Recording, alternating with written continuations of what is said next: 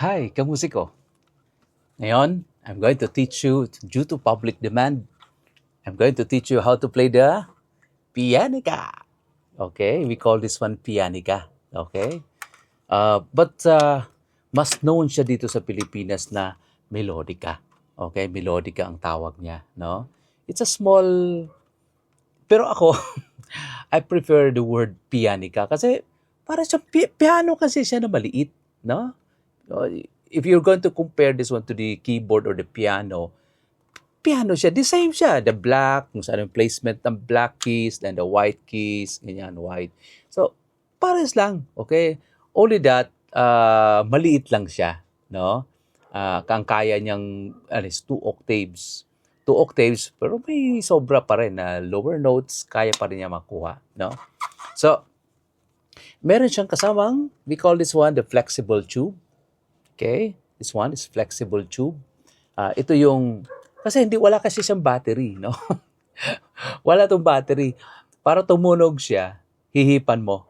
Okay? Paano? Nandito yung butas niya, pero hindi pwedeng dumiretso dito. We call this one the tube, the flexible tube. Iko-connect mo lang siya dito, ganyan. Ganyan, ko-connect. Then, dito sa dulo, hihipan mo lang siya. Ganyan. Hipan mo lang, yan.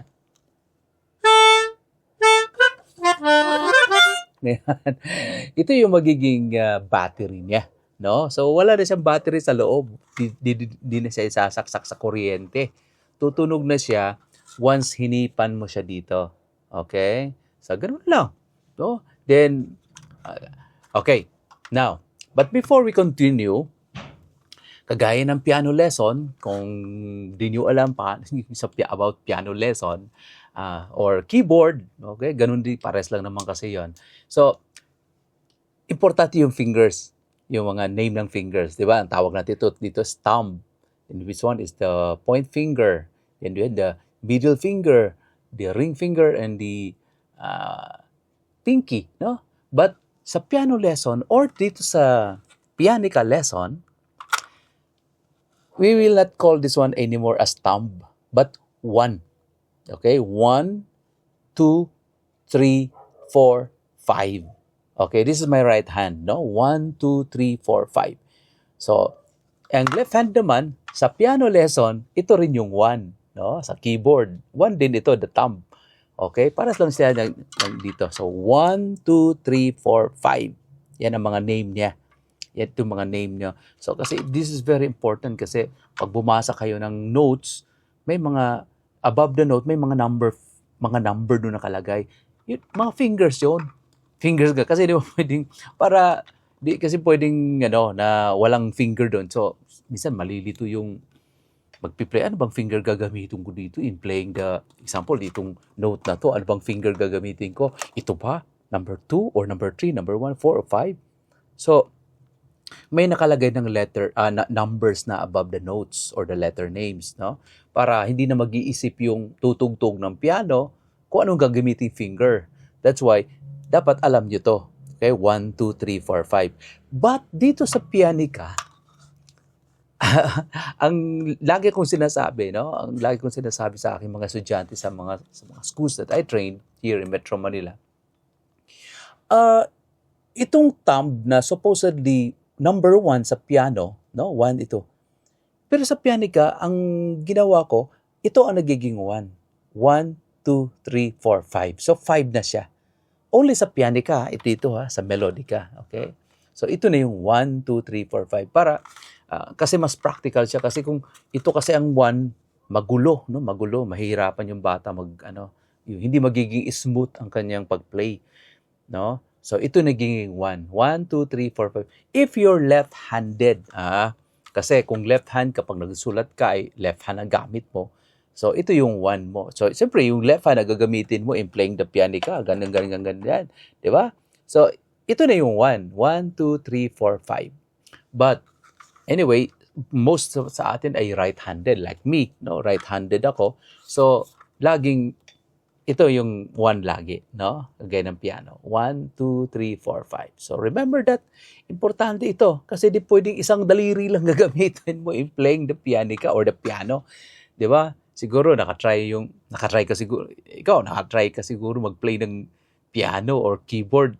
Minsan, isang daliri lang ginagamit mo. Pum, pum, pum, tum, tum, tum, tum, tum. Isang daliri lang. Because you don't know how to play. Pero mapansin mo, sa marunong mag-play ng piano, the keyboard, they're using all the 5 fingers, no? Ang ganda pa tignan ng mga daliri niya, gumagalaw lahat. Kasi nga naman, 5 ang fingers natin. So, we have to make use of all our 5 fingers. Same is true with the pianica. No? Hindi pwedeng isang daliri lang gagamitin. Hindi ka talaga mag-i-improve and you cannot play, lalo mga fast songs, mabibilis ng mga song. Kung isang daliri lang gagamitin mo, ang hirap. Ang hirap kung ganun-ganun ka. So, kailangan sanayin. Sa umpisa, mahirap. Mahirap talaga sa umpisa. Pero, habang patuloy ka, ginagamit, pipilitin mo talaga gamitin ko. Pag sinabing number 3 finger and gamitin mo in playing the A, ito yung A, no? The first octave na A. Ganon. Okay? Number 3 gamitin mo. Pag sinabing use your number 4 finger in playing the C2, yung number 4 finger, this is the C2. This is the C2. So, this is the number 4 finger. So, number 4 ang gamitin mo. Do not use number 2, number 1, number 3, number 5. Kasi sinabi ka, number 4. So, you're going to use number 4 finger. So, dapat consistent. So, kung ano yung suggested finger na gagamitin, yun ang gamitin mo para magiging smooth ang play mo pag-play mo sa song. Kasi kung isang daliri lang, ganun, para kang tumuto, para kang manok, tumuto ka. Ang pangit din tignan. Minsan, mga estudyante ko, 2 kamay ang gamit. Ganyan. Pag nag-play sila, 2 kamay. Minsan, hinayaan ko na lang kasi, hinayaan ko na lang. Pero, along the way, pag nagpa-polishing na kami, yun, tinuturo na namin yung tamang finger na gagamitin. No? Sa umpisa kasi, ma-experience mo rin yan. Hindi ka comfortable kasi usually pag ang ginagamit nating finger, yung common na ginagamit ng finger, itong number 2 No? Number 2, pag nagturo tayo, ikaw, ganyan. Ito lang yung ginagamit, number 2 finger. Kaya pag nag-play, number 2 yung ginagamit din. No? Parang uncomfortable pag gumamit number 3. Parang, isa yung mga estudyante, nakikita ko, hindi na magagalaw yung mga daliri nila. Number 4, hindi na maggalaw. Parang hirap silang galawin. Pag number 4, number 2 pa rin ginagamit nilang finger. Talagang sa umpisa ganon. Sa mga kids, okay lang. Hinayaan ko na lang yun. Though, tinuturo namin talaga yung tamang finger. Pero hinayaan na lang namin kasi hindi talaga kaya. So, ang importante lang dito ay matugtog nila yung song. Pero may polishing kami. Pag na-master nila is natugtog na song, that's the time ituturo namin yung tamang finger na gagamitin. Okay.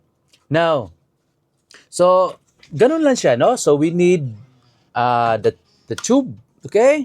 Ito yung tube na gagamitin para in playing kasi hindi siya tutunog pag walang tube. No? Pag wala itong tube, hindi siya tutunog. So, mahirap bang mag-play nito? Madali lang. Sa umpisa, syempre, pipiliin mo muna yung song na madali. No? Yung madali lang na song. Huwag ka munang tumugtog ng mga mahirap na song. So, you start with simple songs. Konti lang yung mga notes ang gagamitin. Okay? Tsaka yung familiar na song. For example, Happy Birthday. Happy birthday to you. Madali lang yon, no? So, kagaya ng Happy Birthday, ganito lang yan. Ano yun eh? Yan.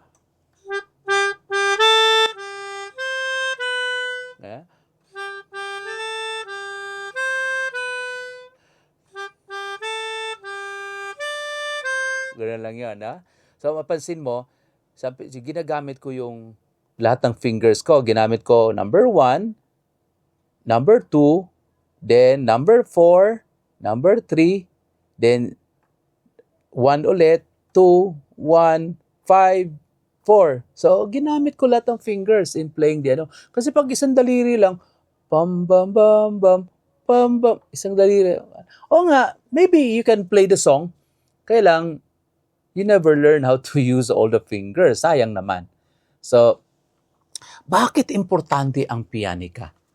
Okay? Bakit importante? No? Especially to you, parents, no? If you're watching now, parents, mother, kayo, tatay, nanay, no?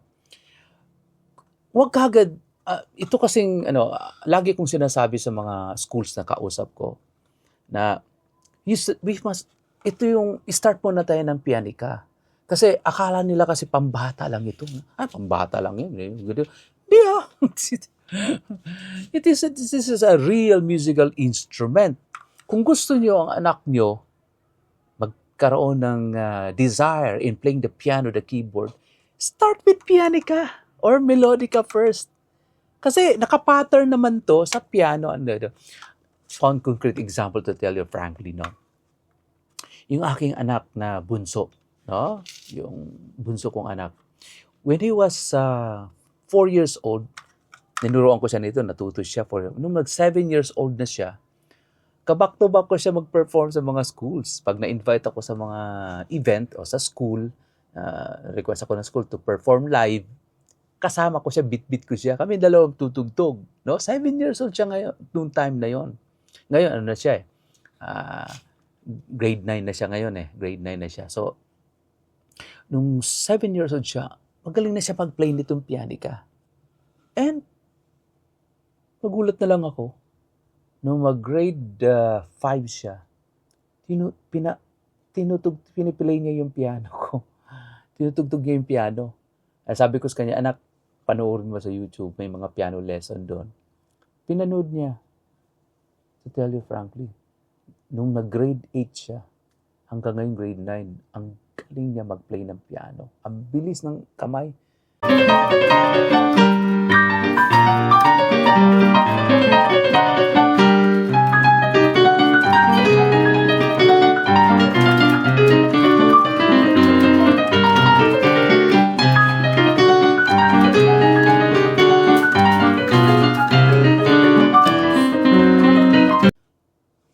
Nawala. Yun ang kagandahan nito. Kasi, kumbaga, nawala yung takot. Experience ko kasi ito, witness ako sa anak ko, no? Nawala yung takot niya in playing the piano and the keyboard. I remember nung nasa labas kasama ko siya, pag nakakita siya ng piano, kinakalampag niya. Nawala yung doubt at saka fear. Ako, natuto ako mag-play ng keyboard. Okay? O nagpiano lesson ako. Natuto ko. Nung mag-piano lesson ako, nagtatrabaho na ako no? Nagtatrabaho na ako sa company. Okay?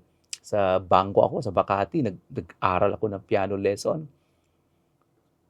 Nung keyboard naman, organ, natuto ako. Tinuruan ako ng isang kaibigan ko, no? Sa amin, sa province, tinuruan ako how to play the organ. Pero at the back of my mind, matututo ba ako yan? Pero I really have the desire. Pero kaya lang nagda-doubt ako kasi malaki na ako Malaki nagda-doubt, matututo ba ako niyan? Ganoon, matututo ba ako niyan? Pero since I have the desire, talaga natuto ako, no? So, ang kagandahan dito pag bata pa, natuto nitong pianika, mawawala yung kanilang takot in playing the piano and the keyboard. Kasi pag natuto sila nito, di mo na kailangan na, mag-aral ka ng piano. Kasi, kaya marami akong nakilalang mga parents, schools, no? Sabihin sa akin, anak ko, pinaaral ko ng piano lesson. Hindi niya tinuloy, sayang binayaran ko. Kasi nga, pag diniretso mo sa piano lesson keyboard, kung half pa yung, kumbaga, mahirap talagang idiretso. Kasi wala pa silang basic.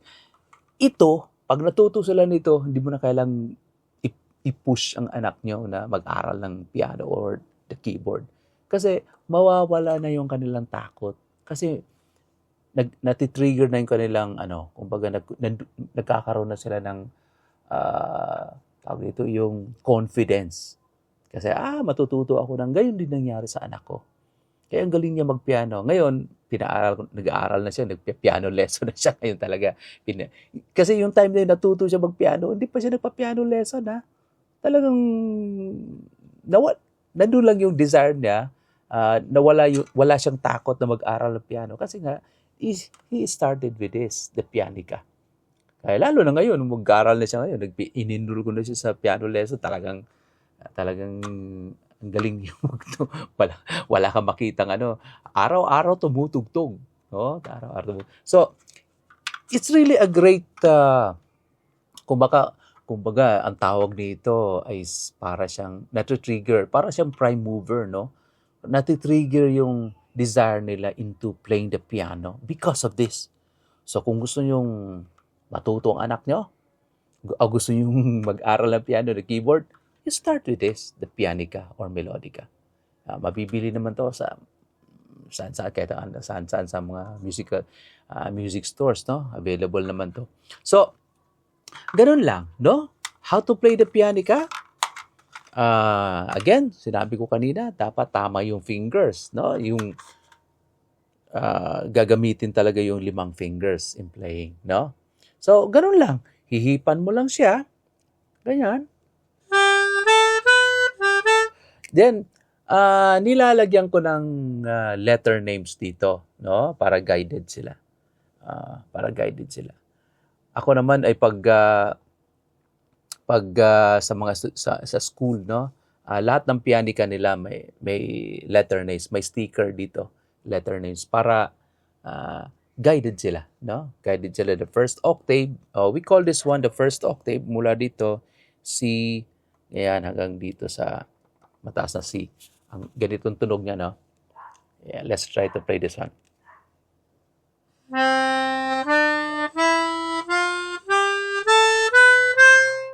Yan. Okay? Yan ang first octave. Ang second octave, yung mataas ang tunog, dito.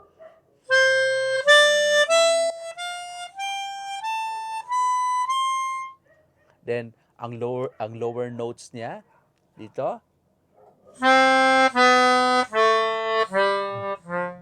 Yan. Pinakababa niya F, no? So, kaya niya ang tunog ng tao. That's why, mapiplay niya lahat ng songs. Mapiplay niya. Kasi nga, meron siyang lower notes, no, dito. At saka yung first and the second octave hanggang dito sa itaas. Kaya niya. Kasi ang average naman ng boses ng tao, hanggang dito lang. No? Dito, ganyan. Ayan. Bihira lang yung nandito. Unless kung ikaw ay si Pavarotti. Si Pavarotti. Okay? So, again. Okay? So, marami namang tutorial nito sa YouTube, no? Maraming tutorial nito sa YouTube. So, ang importante lang talaga dito, maintindihan yung fingers. Okay? So, dapat tama yung fingers. Paggalawin lahat ang fingers. Hindi isang daliri lang ang gagamitin. Ganon. No? So, we call this one the white keys, no? And the black keys. Ito mga black, no? Importante ito mga black, no? Ang tawag nito ay sharps and flat. Okay? Sharp, yung hashtag.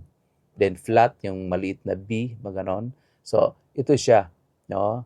Yan siya. Importante yung mga black na yan, mga sharp siya, no? Sharps and flat. Pero ako, pag nagturo ako sa school, consistent lang ako sa sharp. Hindi na ako gumagamit ng flat kasi pares lang naman yun eh. Sharp at saka flat. Example, pag sinabi mong G flat, okay? Pag sinabing flat kasi, half step lower of a note, no? So, ang half step niya, ito. Okay? Ito yung G, papunta rito, pababa yan. G, ito yung G flat.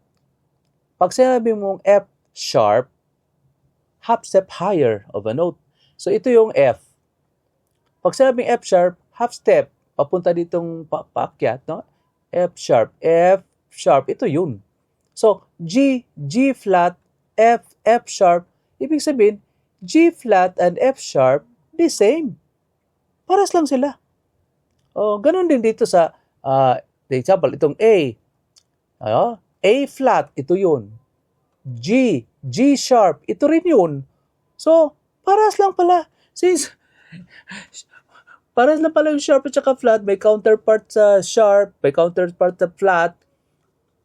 Ang ginawa ko, sharp na lang lahat para hindi na malilito ang mga estudyante ko sa schools, no? Sharp na lang ginagamit ko lahat. So, ganun lang kasimple, no? So, I'm using my my own brand. Okay? Ang brand ko is Maestro Pianica, no? Ito yung Maestro. Yan. Okay? Maestro Pianica. So, kung gusto yung umorder nito, bumili, available na to sa Lazada. Bago ko lang inano sa Lazada kasi dati parang busy kasi ako sa mga training ko sa schools, no? Wala na akong time para check pa yung Lazada. Pero this time inactivate ko na yung account ko sa Lazada ulit para sino man may gustong umorder nito, okay? Di Maestro Pianica, okay. So, makaka-order, makakabili na mura lang, no? I-check nyo lang yung link, ipost ko dito ang link. But before that, please subscribe. Subscribe kayo sa aking YouTube account. Ha? Musikerong Gala. Bago na ano ko to, na YouTube account. Musikerong Gala.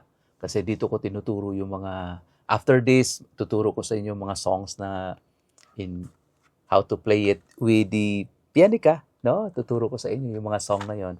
Usually, ang gusto kong balikan yung mga folk songs, no? Mga songs na sa ating bansa. Gusto kong yun ang pag-aralan natin. Para naman, mabuhay naman yung ating mga folk songs kasi nakakalimutan na ngayon. And also, parents, no? Pag natuto yung anak nyo dito, ako, sabihin ko sa inyo, magpi-play na sila sarili nila, no? Madali lang kasi gamitin, no?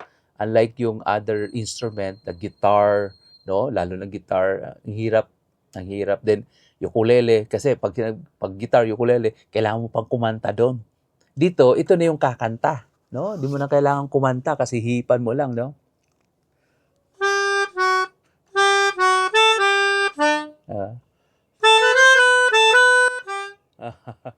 So, madali lang talaga siya, no? Kasi hihipan mo lang din, ganun-ganun lang. So, madali lang sa bata. Hindi, ang mga bata, hindi sila kumbaga, mahihirapan gumamit nito kasi hihipan lang. And pwede sila pag may paborito silang song, hanapin lang nilang ganun lang nila. Nakukuha nila, kagaya ng mga estudyante ko, no? Mapapansin ko, pag dating ko sa classroom, tumutugtog ng iba-ibang songs. Di ko naman tinuro yun, pero natutugtog nila. Kasi nga, alam na nila how to use this. Okay? Kasi mga anak na, mga bata ngayon, puro gadgets na lang. It's one way of, para naman malihis natin yung puro gadget na lang, no? Parang hindi na nagiging mga anak natin, mga bata ngayon. Ngayon, at least may option sila ngayon. Kasi, alam naman natin, music is life, no? Pag mahilig ka sa music, parang buhay na buhay ka. Okay? So, yun ang kagandahan nitong pianica. Okay? So, wait for my other videos. Gagawa ko ng mga videos. Mag-start na ako gagawa ng mga videos na ituturo ko yung mga song natin. Kasi, I'm thinking of songs ng iba't ibang lugar dito sa Pilipinas. For example, maybe Ilocano songs, Waray songs, Cebuano songs, or Bicolano songs, Bicol songs. So I'm thinking of that. Ipi-play ko, ituturo ko sa how to play those songs using the pianica. Okay? So, maganda. Okay? Again, available na tong Maestro Pianica sa Lazada. I-click nyo lang yung link na i-provide ko dito sa dito sa video. Okay? Sa baba. Okay? So thank you very much for listening. If you have questions, please, may naman tayo dyan. You can ask questions anytime. Kung may mga gusto kayong i-clarify whatsoever, no? I'm willing naman to answer all those questions. Kung may mga doubts whatsoever, basta lang. And please, ano pa? Basta yun na yun. Yun na yun. Okay? So, thank you very much for listening and watching my video. See you soon. Thank you. Bye-bye. Again, don't forget to click and subscribe to my YouTube account, Musikerong Gala. Thank you and bye-bye.